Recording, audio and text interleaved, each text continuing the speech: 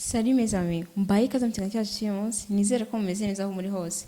Uri saa nzego mu kugenda neza, haba mu buzima bwawe busanzwe, haba mu buzima bw'imyororokere ndetse n'ibindi byose mu buzima bwawe bwa buri munsi. Nizere ko no kugenda neza. Bitewe na video byacu wabonye, bitewe n'ibiganiro byinshi, inama nyinshi tujya tukungura.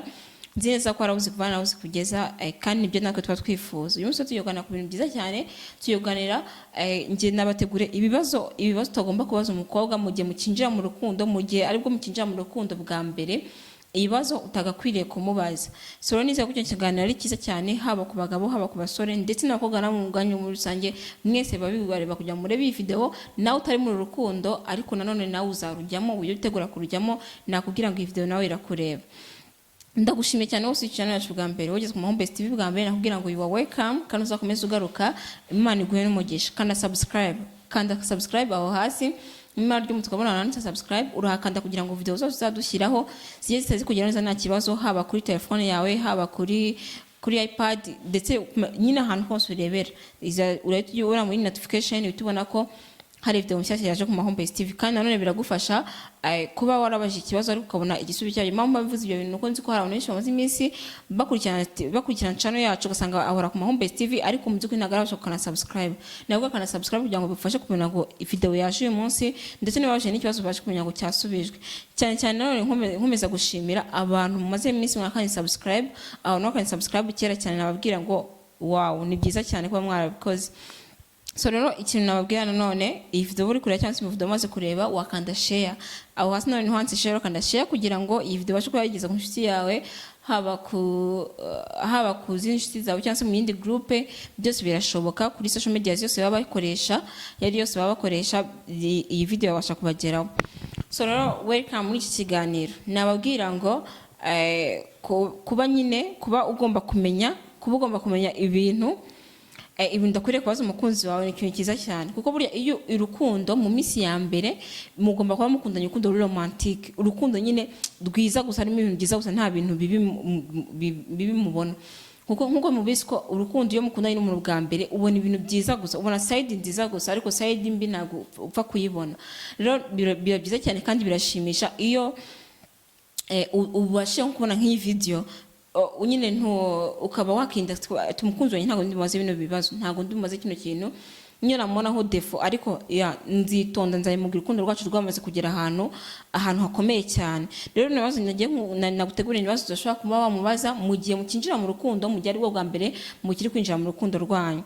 Ikibazo cya mbere kiragira giti: kuki uvuga n'abahungu benshi? Kwibaza umukobwa ati kuki uvuga n'abahungu benshi?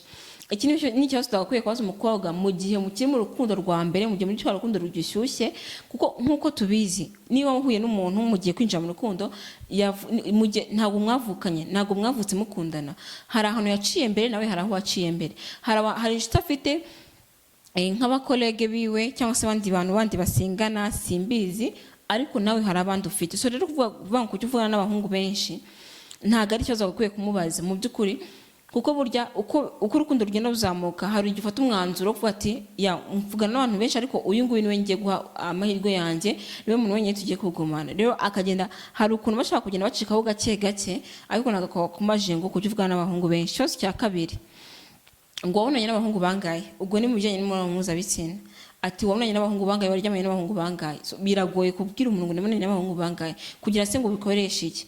Ni ikibazo rero utakwiye kubaza umukobwa ngo wabonanye n'abahungu bangaye. Sinzi ikintu bashaka kugeraho kugira ngo babaze kino kibazo, ariko kirababangamira cyane, kibangamira abakobwa ndetse aba yumva ko utanamwizeye. Ntago niba muzi kuri mwararyamanye wo kumva ko sisugiye, hari abandi benshi babonanye imbere, ariko ntago ari ngombwa kumubaza ngo wabonanye n'abahungu bangaye, kuko biramugura cyane, biranamujena. Menya neza ko kino kibazo ntago kubiye kukibaza umukobwa mukinjira mu rukundo, wa mukobwa mukimenyana vuba, ntago ari byiza kubamubaza ikibazo nk'iki ngiki. So ikindi ikibazo cya gatatu wamubaza. So tuvuge urugero, araguhamagaye uri mu kazi cyangwa se urahuza ibindi umusubiza mu magambo ngo turavugana mu kanya ndahuze, nyine ugakoresha amagambo gusa, nta kindi kintu wongereyeho. uturavugana mu kanya ndahuze, oya ntabwo ari ikintu agakwiye kubwira umukobwa mu gikundana mu rukundo bwa mbere, ahubwo musobanura ati sheri sorry gato hari abantu turi kuvugana, cyangwa se ndi mu kazi mfite akazi kenshi ariko turaza kuvugana.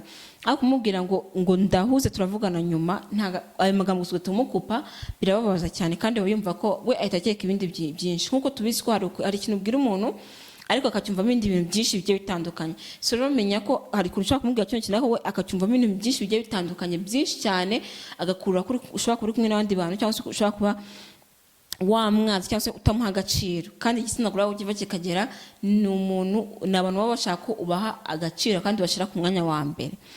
So ikintu cya kane rero ushobora kumubwira ngo nagukunze reka twinjiye mu rukundo, nagukunze reka twinjiye mu rukundo.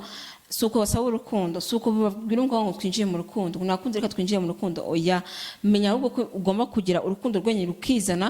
Hari byinshi ugenda ukora umwereka ko umukunda, byinshi byinshi ugenda ucishamo, then urukundo kuri we rukizana, mukisanga uganyinjiye mu rukundo, atari kumubwira ngo reka nakunze reka twinjiye mu rukundo. Ntabwo abakobwa babikunda rero, kandi nta nubwo ukwiye kubwira umukobwa icyo kintu ngo nakunze reka twinjiye mu rukundo. Ikindi nawe nakubwira, ese urankunda? Ukubaza umukobwa ngo ese urankunda, ikibazo nta ari ikibazo wakamubajije. Nkuko igitsina gore cyo birumvikana ashobora kubikubwira bitewe nuko akumbuye kumva ko umukunda, akumbuye kubyumva mu matwi yiwe. Nkuko igitsina gore akenshi gikunda kumva mu matwi, barabikunda cyane ko uri umuntu w'umugabo cyangwa se uri umuntu w'umusore kubwira umukobwa ese urankunda.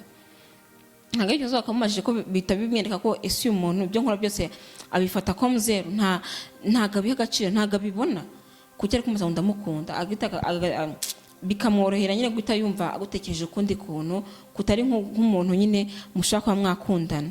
Ikindi kibazo cyangwa se ikintu ushobora kumubwira ngo uyu munsi ntuberewe nk'ejo, uyu munsi ntiwambaye neza nk'ejo, uyu munsi ntabwo wasutse neza nk'ibyo wari ukuyeho, ntabwo wambaye neza nk'uko wari wambaye ejo, ntabwo yagurye ibintu nk'ibyo ngibyo. Ibintu bimwereka ko ushobora kuri kumugaya umugereranya n'indi minsi yatambutse uko wamubonye, ntabwo ari ibintu byiza. Ahubwo gerageza ibyo ushoboye ukomeze umushimire. Kumushimira ni ikintu bakunda cyane, kandi mbibutsa ko mu minsi ya mbere ugomba kwirengagiza ibintu bibi ahubwo ukabona ibintu byiza gusa, akaba ari byo bintu bya mbere byiza ubona.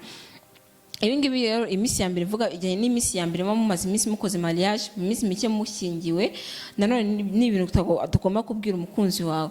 Aho ugomba gukomeza kumushimira gusa kugira ngo abone ko nyine uri kubona ibintu byiza gusa kuri we, ntabwo ntabwo wambaye neza nk'ejo, oya ntabwo ari ikintu cyiza ugomba kumubwira.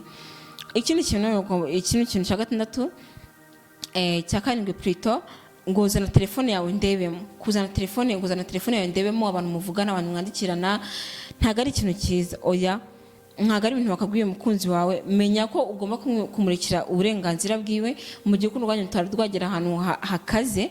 Icyo ni ikibazo ugomba kumubwira mu gihe urukundo rwanyu rwaba ari ibintu birenze, igihe mwakundanye nyine birenze, nubwo wamubwira tuzana telefone yawe ndebemo.